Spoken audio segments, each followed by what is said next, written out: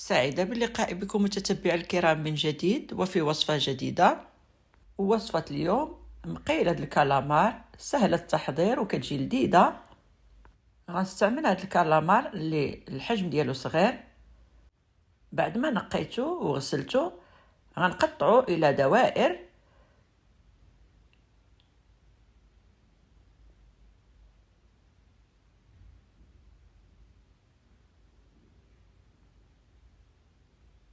وتحضير الخضر غنحتاجو البصل، اما تشلضوها او تحكوها بالحكاكه، وايضا غنحتاجو الفلفله، وكنفضل الفلفله الحمراء اللي كتجي مع المقيلات ولا كتجي مع الاشياء اللي كنطيبوها مع المرق. دائما كتجي الفلفله الحمراء في المرتبه الاولى.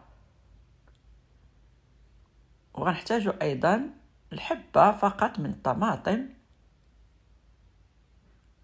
شلضوها كذلك او نحكوها في الحكاكه، وفصوص من الثوم.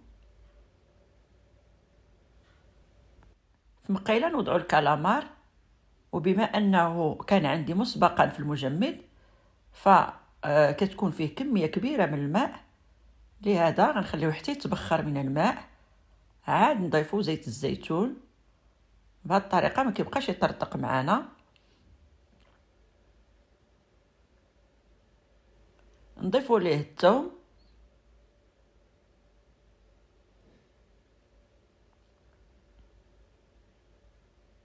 والتتبيله ما كيحتاجش اشياء كثيره.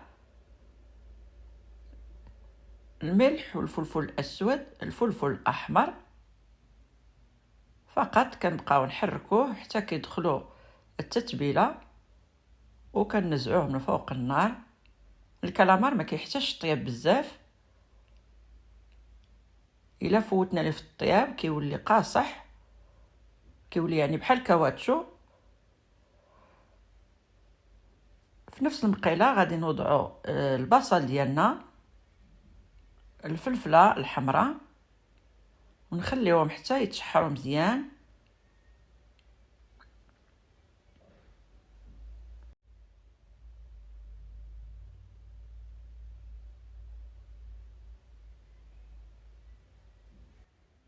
نضيفوا مطيشه او الطماطم، وطبعا لكم الاختيار، الا بغيتوا تزيدوا تضيفوا واحد شويه ديال معجون الطماطم. بالنسبه للخضر اختاريت البطاطا ذات الحجم الصغير، وغنضيفها للمقيله.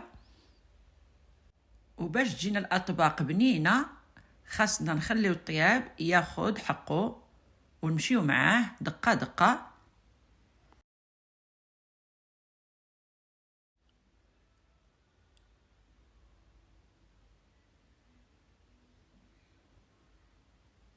ونضيفوا التوابل الاساسيه: الزنجبيل او سكنجبير،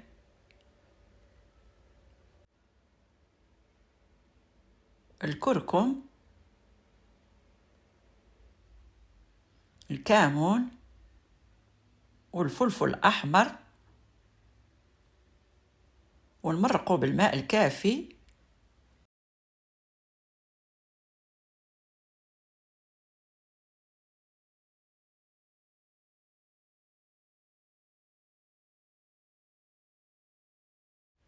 نغطيو على الطنجرة ونخليو البطاطا على الأقل واحد 15 دقيقة فوق النار. وطبعا إلا احتاجينا نضيفو الماء كنضيفوه.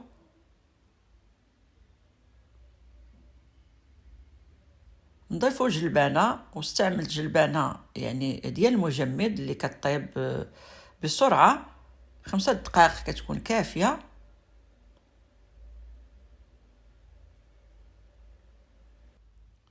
ونضيفو الكالامار اللي حضرنا من قبل.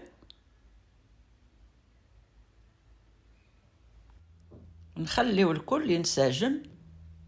هاد المقيلات فعلا كيكونوا بنان وما كيطلبوش منا مجهود كبير، وافكار باش نحضروا اشياء بسيطه نقدموها لوجبه الغداء او العشاء.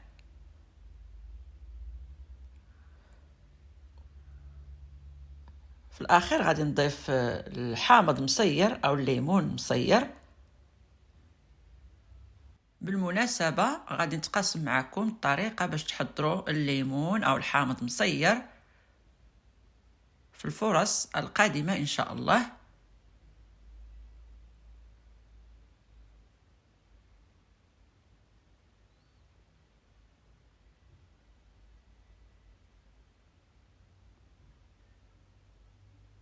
المقيلة ديالنا وجدات، غادي نزيدو غير اللمسات الاخيره ونخليوها يعني تشرب شي شويه المرقه. كنزيدو القزبر او المعدنوس دائما يعني كنخليوه حتى الاخير باش كيبقى المذاق ديالو حاضر في الطبق ديالنا. ونزينو ايضا الطبق ديالنا بهاد القشور ديال الحامض مسير.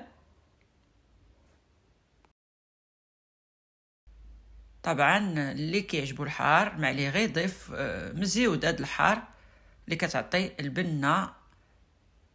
انا صراحه ما كانش عندي الحار وانا من الناس اللي كيعجبهم الحار فما ضفتوش.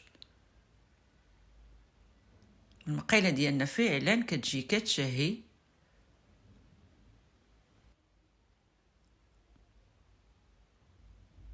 نتمنى يعجبكم طبق اليوم وتجربوه ان شاء الله. وطبعا هذه افكار اللي كنتقاسمها معكم باش كنبقاو ننوعوا في الاكل ديالنا وما نبقاوش يعني محصورين في اطباق اللي معتمده عندنا يوميا. في الاخير كنبغي نشكر جميع المتتبعين الاوفياء وكنرحب بالناس اللي دخلوا معنا جداد. ما تنساوش تخليو لنا في التعاليق الانواع ديال الاطباق اللي كتفضلوا. وعلى امل اللقاء بكم فرصه قادمه ان شاء الله. استودعكم الله.